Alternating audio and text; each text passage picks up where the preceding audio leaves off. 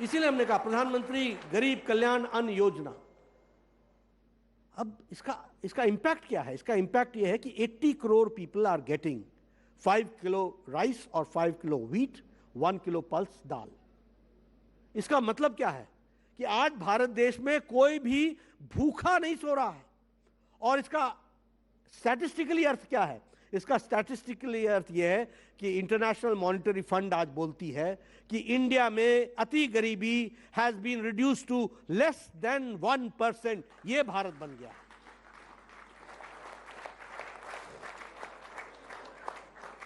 अगर हम उज्ज्वला योजना की बात करते हैं, अगर हम गैस के चूल्हे देने की बात करते हैं, यहां पर बैठे लोगों को शायद इसका कभी अंदाजा भी नहीं होगा कि हाँ दे दिया होगा, गैस का चूल्हा दे दिया होगा, नहीं, ऐसा नहीं है। इसने उनके जीवन को बदला है। मैं गांव से आता हूं, पहाड़ों से आता हूं।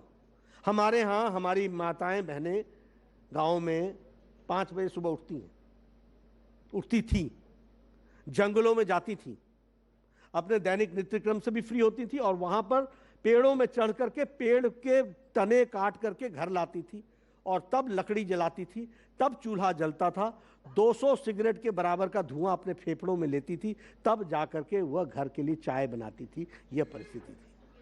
उनकी आंखें खराब हो जाना, उनका फेफड़े खराब हो जाना, यह आम सी बात थी। लेकिन आज हम ये कह सकते हैं कि 9 करोड़ बहनों का मतलब है today pulmonary disease has been reduced only because of Ujjwala Yojana. This we have to understand. And it is the empowerment of the women. ये women का empowerment है। ये पब्लिक टॉयलेट्स, प्रधानमंत्री जी ने इसकी चर्चा लाल किले से की। हमारे कांग्रेसी मित्रों ने उस समय इसका उपहास बनाया था। हाँ, भारत के प्रधानमंत्री शौचालय की बात लाल किले के प्राचीर से कर रहे हैं। लेकिन what impact it has made? 12 crore people, मतलब 12 करोड़ फैमिली हमारी women used to go for their daily needs outside their house in the fields and they had to wait for sunrise, before sunrise और आफ्टर सनसेट। क्या जीवन होगा?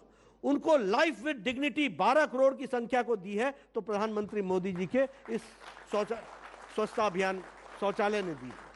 Life with dignity. And when I say so dignity, I mean not only the mother but also the son and the daughter.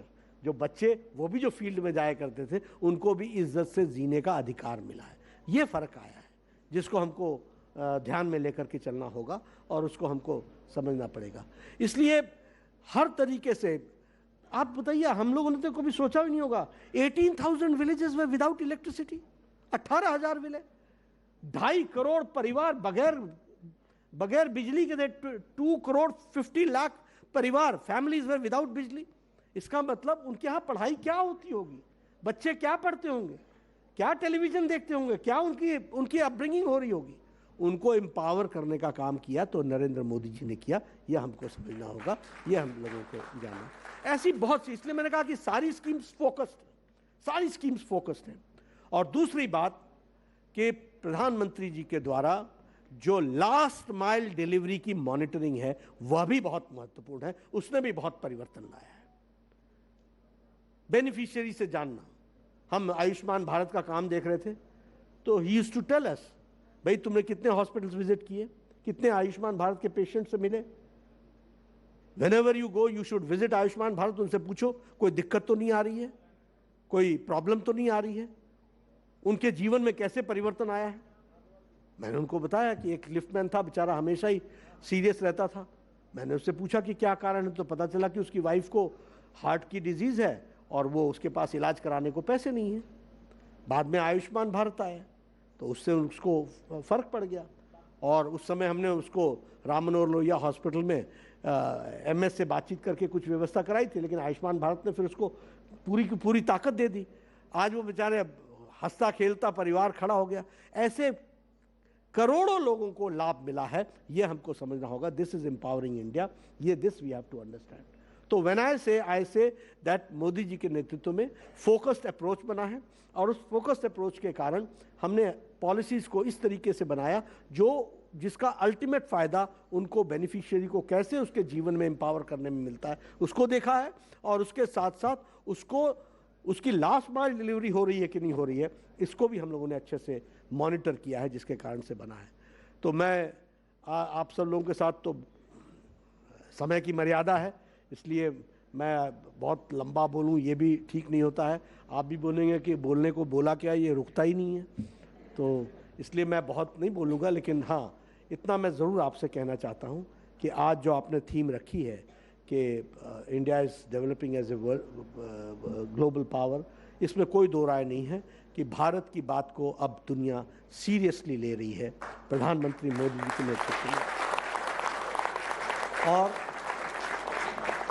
उसमें से दिशा तय हो रही है। दुनिया दिशा तय करने में उसका उपयोग कर रही है। नैरेटिव सेट करने में प्रधानमंत्री मोदी जी के द्वारा दिए गए वक्तव्यों का बहुत गहरा मतलब रहा है, चाहे वो पंचामृत हो, फिर चाहे वो लाइफ हो, फिर चाहे वो और भी वन अर्थ वन फैमिली का विषय हो। सभी चीज़ों को दुनिया ने, वसुधैव कुटुंबकम की बात हो, सब चीज़ों को दुनिया ने बहुत सीरियसली लिया है। मैं आयोजकों को फिर से धन्यवाद दूंगा कि उन्होंने बहुत अच्छा कॉन्क्लेव ये किया और मैं भी इसमें आया। आप सबको बहुत बहुत धन्यवाद।